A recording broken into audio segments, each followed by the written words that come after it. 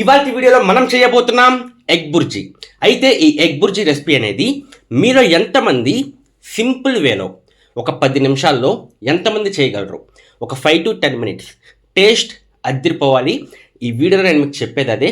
ఒక 5 నుంచి 10 నిమిషాలు మీ దగ్గర టైం ఉంటే రెస్టారెంట్ స్టైల్లో సింపుల్గా ఏ విధంగా చేసుకోవచ్చు అనేది మనమైతే చూద్దాం. అయితే ఈ ఎగ్ బుర్జీ రెసిపీ అనేది మనం డిఫరెంట్ వేస్లో చేసుకోవచ్చు.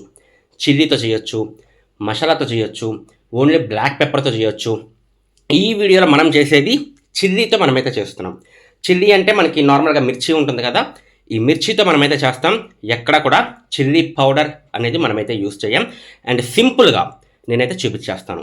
అండ్ మీలో ఈ రెసిపీ ఈజియెస్ట్ వేలో ఎంతమంది చేస్తారు అనేది కింద కామెంట్ సెక్షన్లో చెప్పండి. చూద్దాం ఎన్ని కామెంట్స్ వస్తాయో. లేచకుండా మొదలు పెట్టేద్దామా? నేను ఇక్కడ 2 eggsతో చేస్తున్నాను. 2 eggsకి 1 ఆనియన్ అయితే పడుతుందన్నమాట. ఒక సీక్రెట్ చెప్తాను, ఆనియన్ అనేది వీలైనంత సన్నగా కట్ చేసుకుని గోల్డెన్ కలర్ వచ్చేంత వరకు వేపండి. ఎందుకంటే ఆనియన్ కనుక మీరు కొంచెం లావుగా కట్ చేస్తే మనకి అంత త్వరగా వేగదనమాట. సింపుల్గా ఒక 2 to 3 మినిట్స్లో ఈ ఆనియన్ అనేది ఫ్రై అయిపోవాలంటే వీలైనంత మీకు కుదిరినంత సన్నగా కోసుకోండి. ఓకేనా? ఇక్కడ 4 స్పూన్స్ ఆయిల్ అయితే వేసాను, 1 ఆనియన్ అయితే వేసాను, 2 eggsకి అనమాట. ఓకేనా? ఒక 4 చిల్లీ అయితే వేసాను.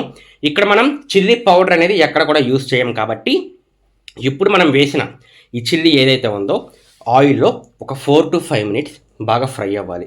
ఎందుకు ఫ్రై అవ్వాలంటే మనకి ఈ చిల్లీలో ఉన్న ఫ్లేవర్ మొత్తం బయటికి దిగాలంటే ఆయిల్లోకి దిగాలంటే మనకి ఫ్రై అవ్వాలి. ఒక 3 నుంచి 4 నిమిషాలు, ఒక 5 నిమిషాలు అలా లో ఫ్లేమ్లో మాత్రమే బాగా ఫ్రై చేసుకోండి. ఇలా ఫ్రై అవుతున్న టైంలోనే ఇందులో కరివేపాకు అయితే వేస్తున్నాను. ఈ కరివేపాకు అనేది ఒక 15 నుంచి ఒక 20 ఆకులు అయితే తీసుకోండి. ఈ కరివేపాకు కూడా ఒక 2 నిమిషాలు మంచిగా ఫ్రై అవ్వనివ్వండి. ఎందుకంటే మనం చేసేది ఇది ఒక రకంగా చెప్పాలంటే ఫ్రై రెసిపీనే కాబట్టి మంచిగా ఫ్రై అవ్వాలన్నమాట. ఎప్పుడైతే మనకి మంచిగా ఫ్రై అవుతుందో మనకి ఎగ్ బుర్జీ అనేది క్రంచీగా మంచిగా వస్తుంది. ఓకే, ఇక్కడ నేను ఎగ్స్ అయితే బీట్ చేస్తాను. ఈ ఎగ్స్ ఎప్పుడైతే వేస్తామో మంచిగా ఈ విధంగా ఒకసారి కలిపేయండి. ఎందుకు ఇలా కలపాలంటే మనకి ఈ ఎల్లో అలాగే వైట్ ఉంటుంది కదా, 2 కూడా మంచిగా మిక్స్ అయిపోవాలన్నమాట. ఎప్పుడైతే మనకు మంచిగా మిక్స్ అవుతుందో టేస్ట్ అనేది చాలా బాగా వస్తుంది. అండ్ ఇంకొకటి, ఒకసారి అలా మిక్స్ చేసిన తర్వాత దీన్ని అసలు కదపొద్దు, ఇలా ఉంచేయండి, వదిలేయండి. ఒక 3 నుంచి 4 నిమిషాలు దీన్ని ఇలాగే వదిలేయండి. ఎందుకంటే మనకి ముక్కలు అనేవి పెద్ద ముక్కలు వస్తాయి అన్నమాట. ఓకే, కలిపేస్తూ ఉంటే కనుక, అంటే మీరు పద్దాక కదుపుతూ ఉంటే కనుక మనకి ముక్కలు అనేవి పెద్ద ముక్కలు రావన్నమాట.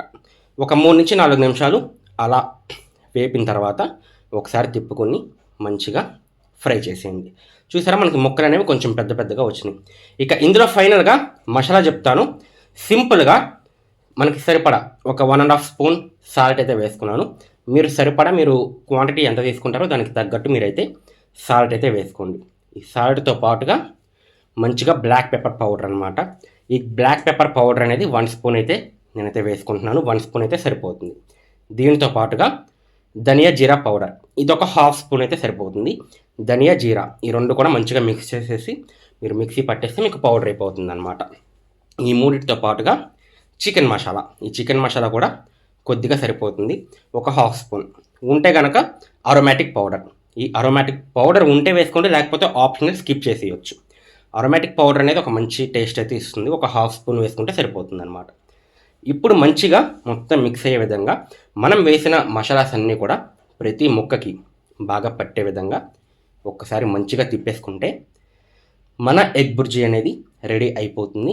అయితే ఇక్కడ ఫైనల్గా మనం మసాలాస్ అన్నీ వేసిన తర్వాత ఒక 2 నిమిషాలు మంచిగా అలా మీడియం ఫ్లేమ్లో ఉంచుకొని బాగా తిప్పుకుంటే మనకి ఎగ్ ముక్క ఏదైతే ఉందో మంచిగా క్రంచీగా అవుతుంది. టేస్ట్ అదిరిపోతుంది అనమాట. ఫైనల్గా మళ్ళీ కరివేపాకే వేస్తున్నాను.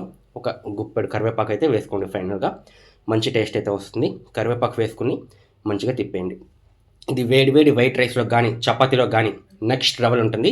అండ్ సింపుల్గా అయిపోతుంది ఈ రెసిపీ అనేది. ఒక 10 నిమిషాల టైం మీ దగ్గర ఉంటే కనుక ఈజీగా చేసేయచ్చు. మరి ఈ రెసిపీ మీకు నచ్చిందా? మీరు చేసి మీకు ఎలా వచ్చింది అనేది కింద కామెంట్ సెక్షన్లో చెప్పడం మర్చిపోవద్దు. నెక్స్ట్ వీడియోలో ఇంకొక మంచి రెసిపీతో కలుసుకుందాం. అంతవరకు బాయ్.